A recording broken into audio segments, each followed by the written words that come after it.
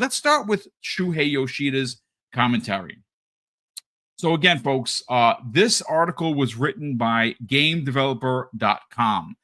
Both the article that was written for this topic as well as Jez Corden's article on Windows Central is linked in the show notes. So if you want to go read them for yourself, you can do so. But you know what? Like I said, C-Money, I sent you over a few of the comments, and I want to, man, I got to be honest with you. I again love Shuhei Yoshida as a human being. I think he is incredible, but I have to say that I absolutely disagree with his stance on this. Now, he has a couple of comments I want to get your hot takes on, and one of the comments is more specifically that let me read it verbatim. He says, as Sony Interactive Entertainment approaches their approach is different from Microsoft with the gaming subscriptions like Game Pass versus PlayStation Plus, calling Microsoft's stance dangerous for developers. Now, Shuhei said that? Yeah, he said that in the article. He absolutely did. But that's not the only comment here that is interesting, because I think that if anyone would say, I think that if anyone took a stance or a step back and looked at Xbox specifically, we all know that Phil Spencer doesn't make any of the developers make what he wants. He allows for them to make what they're passionate about, right? That is how games like Grounded and Pentiment were founded. He's cracked out. Yeah, are you telling me that he's trying to put a label on Xbox that is actually held by PlayStation? They're literally the ones who sat there and said, hey, whatever you were thinking, forget that. You guys are making live service stuff now. Yeah, is he correct? Well, is he correct? Well, here's an additional comment that I think really does. I kind of wonder where this is, why it's disappointed, and why he specifically said it. He says this, and I quote, "If the big companies dictate what games can be created, I don't think that will advance the industry." What? Like that's a Sony problem. Stupid ass shit to say. That's a Sony problem. So let me again, folks. I want to read directly from the article. Let me just give you the skinny on who actually wrote it. Chris Kerr, senior editor at GameDeveloper.com. He wrote this article. It was posted May 28th, 2025. And here are a couple of quotes from Shuhei Yoshida. And he says this: "The only way for people to play games is through subscriptions. That's really dangerous, because what type of games can be created will be dictated by the owner of the subscription service." He goes on to say that's really, really risky, because there always must be a fresh new idea tried by small developers that create the next wave of development.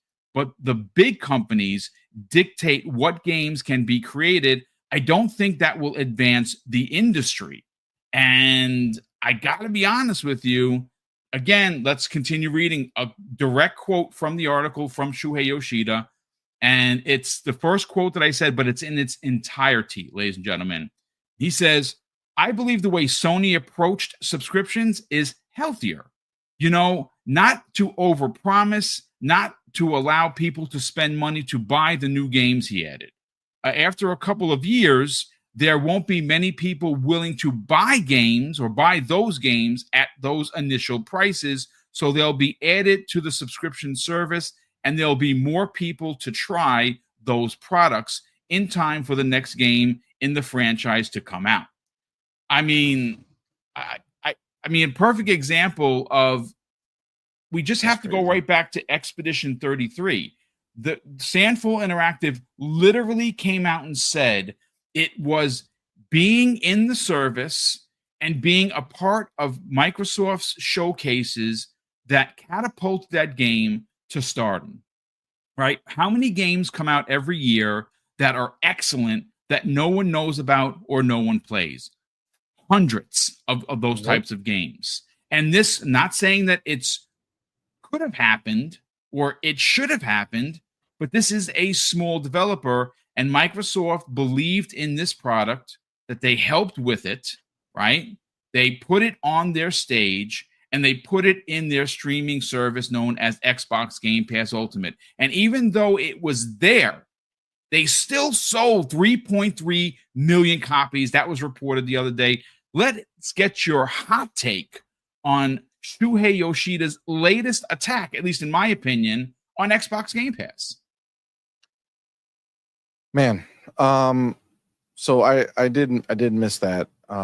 That's real crazy. That's real crazy for him to say, because again, as we all know, in the spectrum of, you know, who's allowing what to be made, there's one entity who went ahead and dictated an entire change where companies who were normally making single player games were forced to go ahead and say, well, the only way our game's going to get greenlit is if we go ahead and cater to them. So let's go ahead and make these live service games or whatever. Like, they're literally forcing people. And then the games that they did have that were unique and different, they closed down those games and buried them and closed down the studios because they didn't sell as much. So, like, what crack is he smoking? I mean, I guess if he's talking about Game Pass, which he brings up, you know, services and stuff, like, first of all, what scenario does he think is going to play out? Does he think that Microsoft is going to take to just fund every single game, like give every game that comes out a bag to put into Game Pass? Right. Like, is he trying to suggest that Microsoft will one day just be like, yeah, every game that comes out, no matter how good the game is, will be in Game Pass. Here you go. Here's some money just because you're making a game. That's some stupid ass shit. The people know very clearly that the games that are going into Game Pass are vetted. This is not a, hey, I'll be in Game Pass, send me a check. No, that's not how it works. That's not how it works. Great, I love it. That's insane. Colin Moriarty, head pony in charge, has a game studio, and they want to be on Game Pass, and Game Pass said, the fuck you will. Okay. So this is not just a blank slate of anything goes into Game Pass. So for Shuhei to kind of insinuate that Xbox has Game Pass and Game Pass is just some, you know, man, I was going to use a rough terminology for that. Some type of dumpster that you just release your you know, stuff into, and it doesn't matter. Like, you don't care. You just throw away, you know, games and throw them in there like they're nothing. No, that doesn't exist, man. That doesn't exist. No, each game is curated. Like, they literally take the time and they look at the game, and if it falls into what they want to put into their service, that it has quality, that it's community based, it's single player, it's story driven, it's a difference. You just don't show up at Microsoft's door and be like, hey, by the way, I worked last night with the guys in the garage. Give us a check, and here's this game. That's again, ridiculous. It's real ridiculous. Yeah. I can't even comprehend the idea that he's trying to say. Like, it just doesn't exist. Even Netflix, that's such a dominant beast, that doesn't stop other companies from having streaming services or making movies that don't go into Netflix. Like seriously, like this entire idea is wild. Like, that's just some fake crying. You know what I'm saying? Just to have an opinion on something that doesn't need your opinion, because the scenario doesn't exist, especially when you're putting Xbox into the mix. You know what I'm saying? Like, Xbox is literally the champions of make the game you want to make. Right now, if the game you want to make is trash, that's very different beast. Like, okay, then you're probably not going to make that game.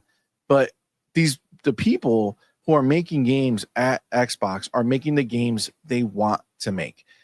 South of Midnight, that game would never get greenlit by PlayStation. You know what I'm saying? No. Like, that's never, right? But that game, even though they knew it was going to be small, even though they knew it was going to be niche, they went ahead and they let that studio cook, make an amazing experience, and allow them to keep it going. Right now, they're working on their next thing. So, like, the idea is crazy, and I don't know if this is Shuhei just because he just took a picture which looked like he was in a place where there was like PlayStation stuff. So only assuming he went back. Maybe they're maybe after the big blow up, maybe they're crawling back to Shuhei and seeing if they can get him to come back or to just what's that thing that the people do on the side? Where they just give their advice or whatever. Like a paid advisor. Yes. Yeah, exactly. Maybe try to get him on as a consultant or something, since the world seems to be melting all around PlayStation right now. So, I mean, it just seems so random to bring up Game Pass in that way, to bring up subscription services in that way, because there's only one subscription service that matters in gaming, which is Game Pass. Right. PlayStation Plus, all that stuff is just whatever comes, but it's not a service that people are going to look at like, ooh, I can't wait for what's next on PlayStation Plus. Like, everybody knows that very, very few games come to PlayStation Plus that are exciting for people to see. Not that it doesn't happen, but what people want out of the service now that makes it a service worth having is the fact that Game Pass gives you the first party games day and date and tons of day one games every single month from third parties. So, and the exciting ones, not like the crap ones, right? Like the exciting games that are coming out, a lot of them end up coming to Game Pass, which is phenomenal. So it's just, I mean, look, at the end of the day, Shuhei is free to say what he wants. Obviously, the man, of course, has his beliefs. He's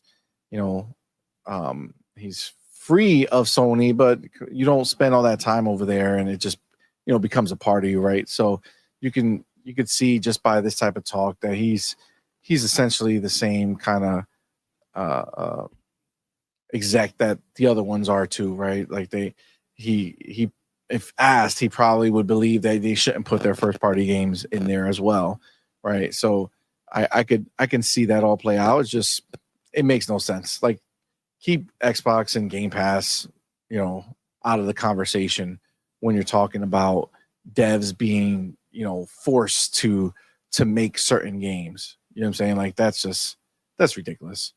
That's ridiculous. I mean, obviously in the past that obviously was the case for Xbox and everybody. I think back then they used to, tell people what to make. I could only assume that was the normal thing. But now, Xbox's position, that's all done, right? Like, they just sit there and they let them cook and they fund everything that they can, and that's it.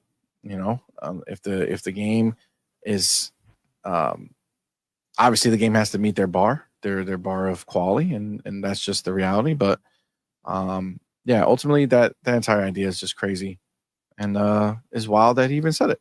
So yeah, what's interesting, is the fact that if you just, again, folks, this isn't console warring. Let's just read the room, right? And let's just take 2025, its first 5 months. June is until Sunday, right? So we have the first 5 months to discuss. And let's discuss only two companies, right?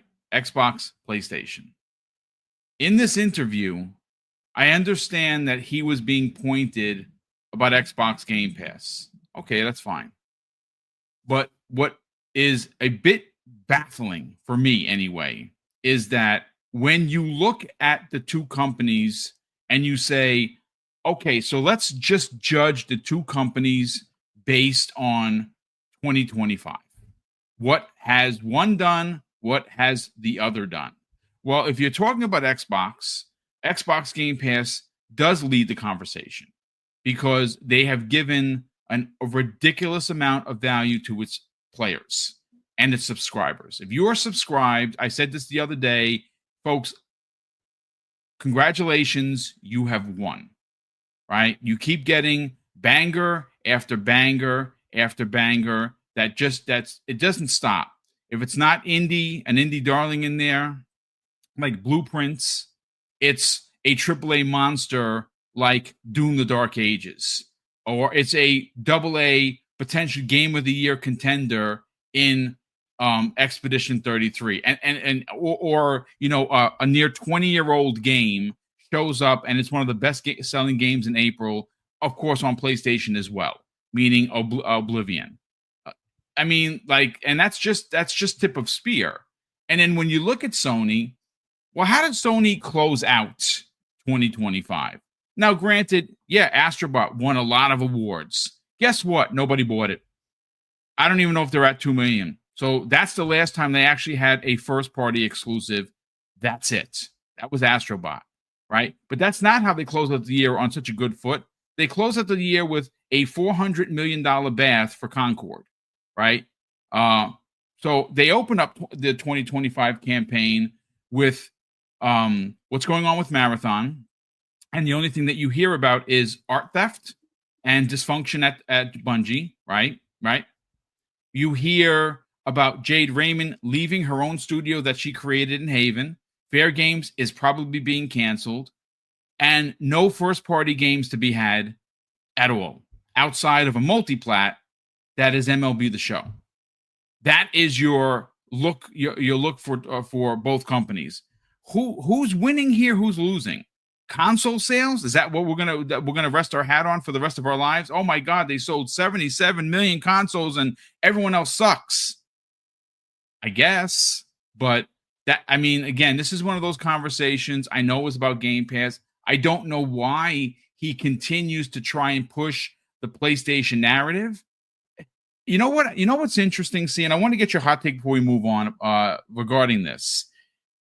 I find it very odd how he continues to talk about Game Pass, but he doesn't mention that Sony removes first-party games from their service specifically around the launch of other games, like, I don't know, i.e. God of War. When God of War, the second one was coming out, they removed it. When Spider-Man 2 was coming out, they removed Spider-Man 2018 to do what? To force people to buy it if they don't own it, instead of already paying near $180 a year for the quote-unquote premium service.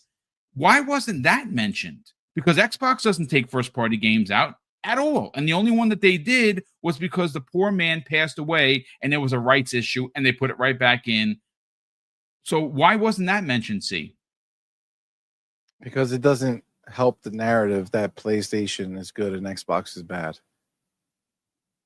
And that's why he wants to make sure that he keeps the legacy alive, just in case he does get a job offer in the future. I remember somebody, I think it was, I don't know who asked him, but somebody asked him if he would work for Xbox, and he was like, "Oh, I'm not going to work for a big company anymore."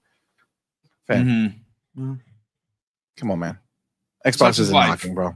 Yeah, I mean, listen, I actually originally thought that he'd be a great hire for Xbox, specifically in the Japanese region, especially in the indies, because he's so he's done so much for the indie community on PlayStation, especially in that region of the world. But obviously, you said that he didn't want to work for the big company, and he's still rah-rahing for Sony. And of course, this is not the. Again, I just find it odd that just out of nowhere he wants to talk about Xbox Game Pass.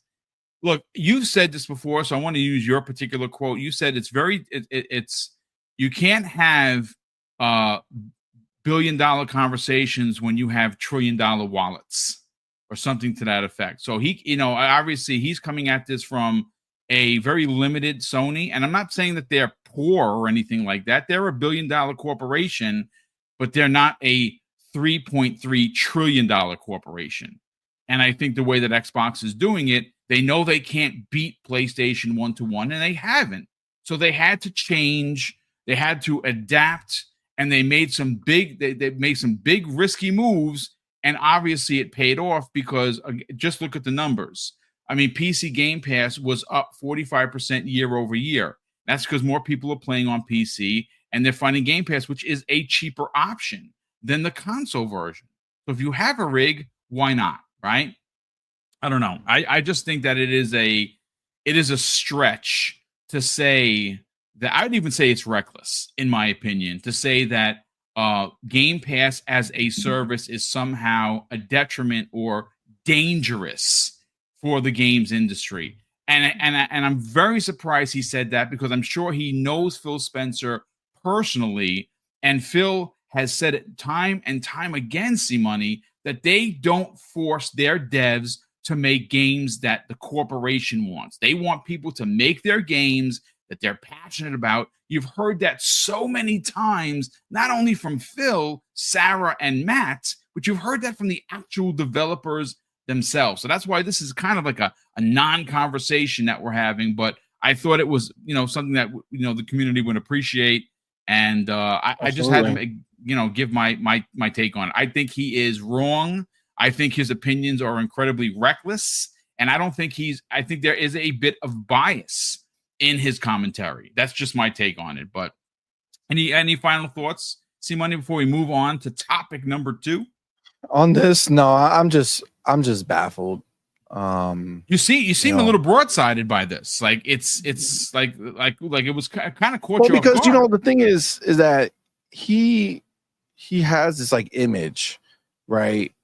That he's not someone who would talk so reckless. You know what I'm saying? Or at least that's my thought. Like that's the way I perceived him.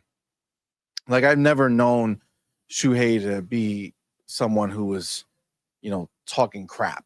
You know what I'm saying? Yeah. He's supposedly been about the games.